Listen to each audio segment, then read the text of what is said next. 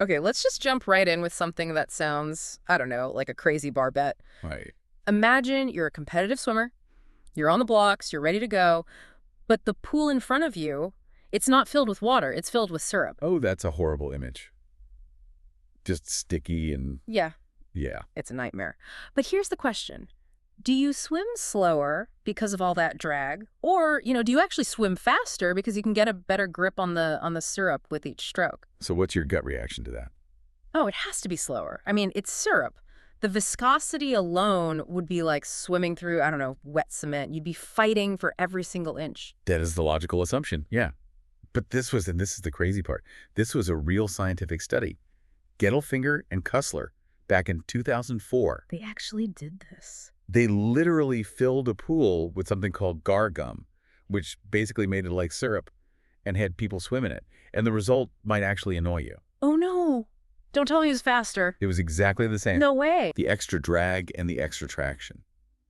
They cancel each other out perfectly. That's wild. But the point is, we know that not because we just guessed. We know it because somebody designed a process, a systematic process to figure it out.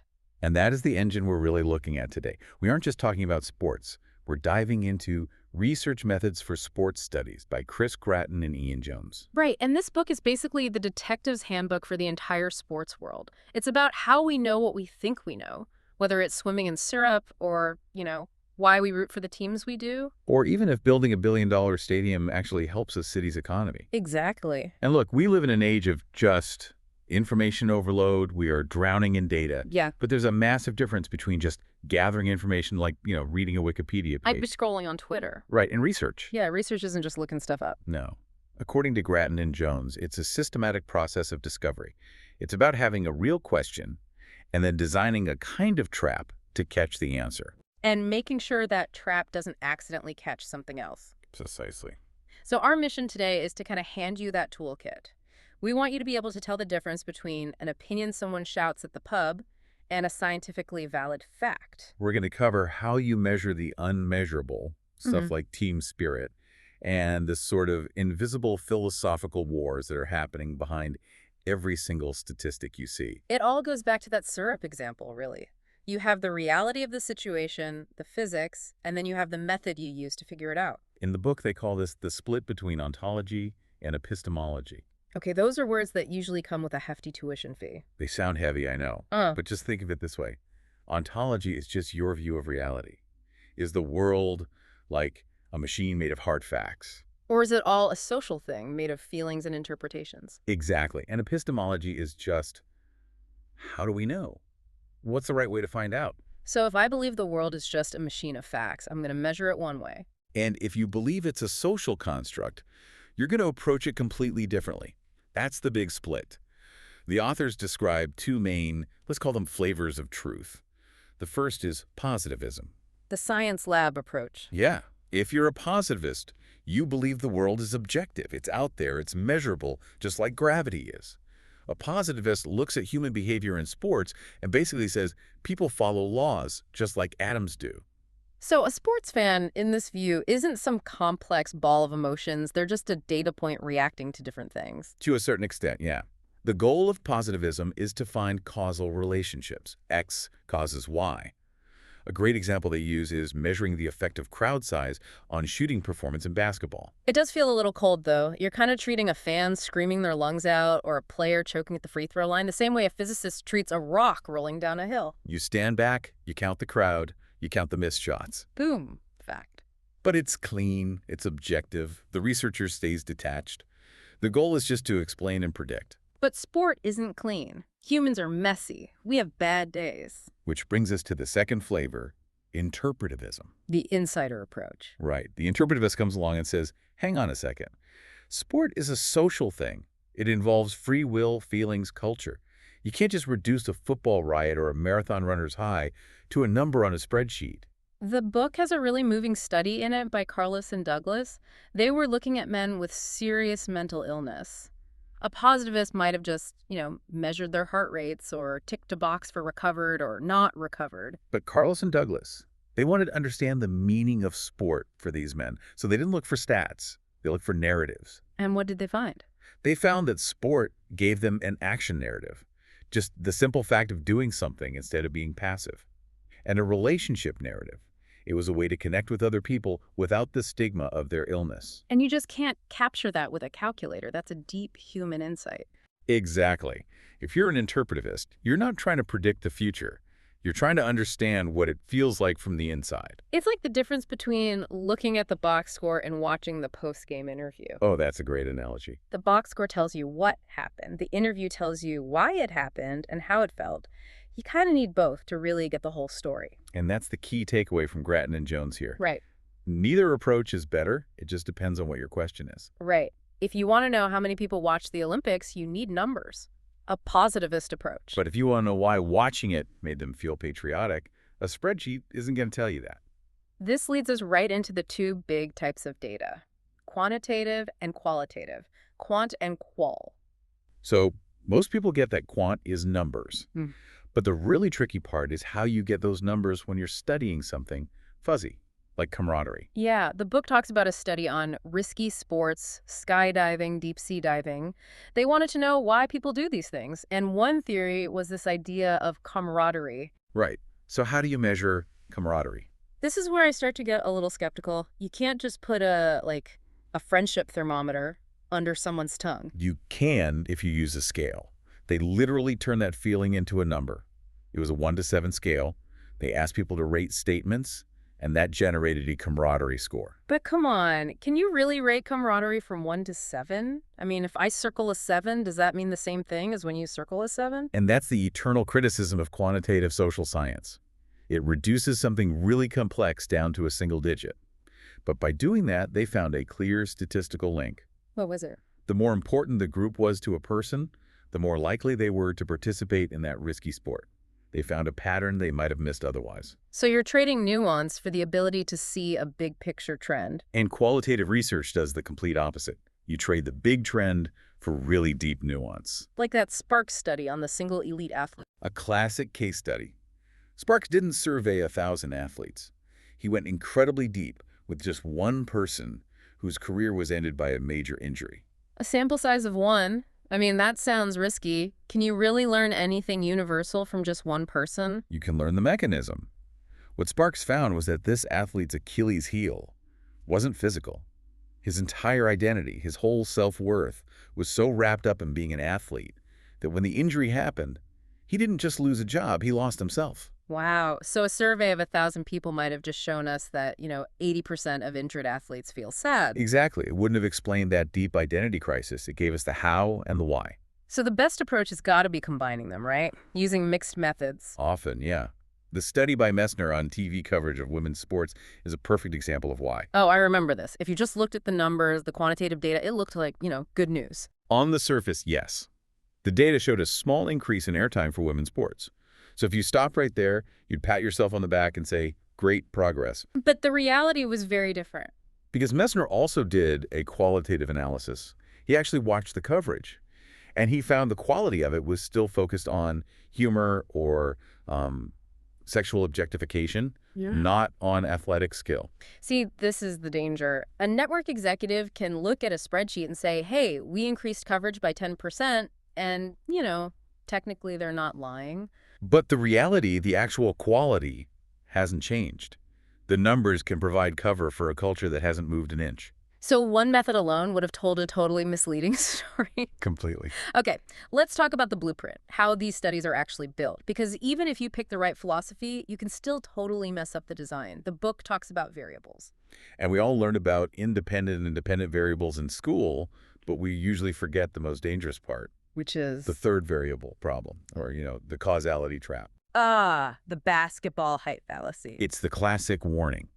If you go out and measure a bunch of people, you will find a very, very strong correlation between playing basketball and being tall. The stats don't lie. Tall people play basketball. But if you're not careful with your logic, you might conclude that playing basketball causes you to grow taller. Which is just ridiculous. You've mixed up the direction of causality. But it can get even trickier. You have things called moderating variables. Let's say you want to study if a coach's leadership style makes a team win more. The yelling coach versus the quiet, thoughtful coach. Right. But what about the weather that day? What if your star player gets injured? What if the referee makes a terrible call? All those outside factors. Those are moderating variables, and if you don't account for them, your study is basically worthless. This connects to two big ideas the book really focuses on: validity and reliability. I always get these mixed up. Just think of a dartboard. Reliability is about consistency. If you throw 3 darts and they all hit the wall, like 3 feet to the left of the board, but they're all clustered in the exact same spot, Then I'm reliable. you're reliably terrible, yes. Consistently wrong. A broken bathroom scale that always says you're 5 kilos lighter than you are. It's reliable. It gives the same wrong answer every time. But it's not valid. Exactly. Validity is about truth. It's hitting the bullseye. It's measuring what you actually intend to measure. So if you want to measure fan loyalty, but you only count how much money they spend on jerseys, is that valid? Probably not. A fan with less money could be incredibly loyal, watching every single game, but just can't afford the merchandise. Your measure is reliable, you can count the money just fine, but it's not a valid measure of loyalty. Getting validity right seems like the hardest part of all this. It absolutely is. So on design, the book lays out a few different ways to structure these things: longitudinal, cross-sectional. Cross-sectional is like taking a snapshot, a photo of a crowd right now. It's quick, it's easy, but it doesn't tell you anything about how those people change over time. And longitudinal is like a movie. You follow the same people for years. Which sounds exhausting and expensive, Yeah. because it is. People drop out, they move away. Mm. But it's the only way to really see the story of change. The one that really stood out to me was the time series design and that study they did on golf participation. Oh, this one is fascinating. The common wisdom is that when a huge golf tournament is on TV, participation goes up. You know, the Tiger Woods effect. Right. Everyone watches the Masters and then they want to go hit the driving range. That was the theory. Mm-hmm. But a study did a time series design. They measured participation before and after the event, and they found that participation actually dropped right after a major tournament. That makes zero sense. Why would it drop? Well, what's your theory? Maybe it's intimidation. You watch these pros hitting these perfect shots and you just realize how terrible you are, so you stay home. That's one possibility, the inadequacy factor. Or maybe it's just the couch potato factor. You just spent 4 days glued to the TV drinking beer. The last thing you want to do is go exercise. And without that time series design, without measuring the after, we would have just kept assuming TV coverage boosted the sport. We'd be building entire marketing plans on a complete myth. That's incredible. Okay, let's get to where the rubber meets the road, actually getting the data. Because you can have the perfect study design. But if you ask the wrong people, it's game over. Sampling bias. It's the silent killer of good research. You can't just ask whoever is standing closest to you. The book really takes a shot at one specific survey here, the FA Carling Premiership Survey in the UK. This was a huge piece of research on football fans, but they made one critical mistake in how they handed out the questionnaires. What'd they do? They put them inside the match day programs that are sold at the stadiums. Oh, I see the problem already. You have to buy the program to even get the survey. And who buys programs? Generally, it's people with more disposable income. And often, it's older fans. Younger fans, or people on a tight budget, they might skip the £5 for a program. So the results came back showing, hey, football fans are wealthy and middle-aged. When in reality, the sample was wealthy and middle-aged. Right. They basically, by accident, silenced the voices of working-class fans and young people. The data looked clean, but the sample was totally biased. So when you see a headline that says 70% of people think X, the first question has to be, who did they ask? Always. And the second question has to be, how do they ask? Questionnaire design is a real art form. We mentioned the Likert scale, the whole agree-disagree thing. Rensis Lakert's greatest gift to the world. It's brilliant because it captures nuance. A simple yes-no question like, do you like exercise? Is almost useless. But I enjoy exercise rated on a scale of 1 to 5. That gives you degrees of feeling. But then you've got the open versus closed question debate. If I ask an open question like, tell me about your experience, I get all this rich detail, but how do I analyze 5,000 essays? You can't, not realistically. But if you only use closed tick-the-box questions, you might miss the real answer, because it wasn't one of your options. It's always a trade-off. There's one area, though, where there is no trade-off, and that's ethics. We have really strict rules now for very good reason. We didn't always. The book brings up that Rosenthal and Jacobson's study. It's not sports, but it's famous. The teacher-student deception one. This was back in 1968. Researchers went into a school and told teachers that a specific, hand-picked group of students were bloomers. They said these kids were about to have a massive intellectual growth spurt. But they were just random kids, weren't they? Completely random. But here's the really scary part. At the end of the school year, those randomly chosen kids actually did better on their tests. Because the teachers expected them to. They treated them differently. The teachers' expectations changed their own behavior, which then changed the students' performance. It's a self-fulfilling prophecy. I mean, on one hand, it proves the power of coaching and belief. But it's also incredibly manipulative. You're playing God with a kid's education to prove a point. And what about the kids who weren't labeled bloomers? Did they suffer because their teachers subconsciously ignored them? Exactly. And this is why, today, informed consent is absolutely non-negotiable. You can't treat people like lab rats. You have to be transparent. It makes you wonder what the modern equivalent is. Maybe we aren't lying to teachers, but we're A/B testing headlines to see what makes people angry online. We're feeding data into algorithms to see what keeps people gambling. We're constantly subjects in experiments we never agreed to. Which is why understanding this stuff isn't just for academics. It's a form of self-defense. It really is. Okay, so let's wrap this up. We've gone through the philosophy, the design, the data, the ethics. What's the big takeaway for you? I think if we zoom out, it means that knowledge in sport or in anything isn't just something that's out there waiting to be found. It's something we actively build. And we can build it badly if we use the wrong tools or a flawed blueprint. Exactly. Research is about asking the right question and then choosing the right lens to look through. Are you a positivist looking for universal laws or an interpretivist looking for human meaning? And then it's about designing that trap, the methodology that catches the truth without catching all of your own biases along with it.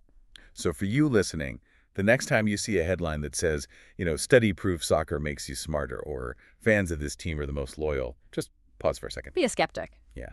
Ask, was this study valid? Was it reliable? And who was in their sample? Don't just look at the final score. Look at how the game was actually played. I'll leave you with one final thought from the text. Gratton and Jones argue that knowledge doesn't exist in a vacuum. It's built on what came before. And they say theories are like bins that we use to sort facts into. Bins. Yeah, bins. If you only have a bin labeled physical stats, then you're only ever going to collect physical facts. So here's the question. How many facts about sport are we completely missing right now, simply because we haven't built the right theoretical bin to catch them in yet? That is definitely something to chew on. Thanks for taking this deep dive with us. My pleasure. We'll see you next time.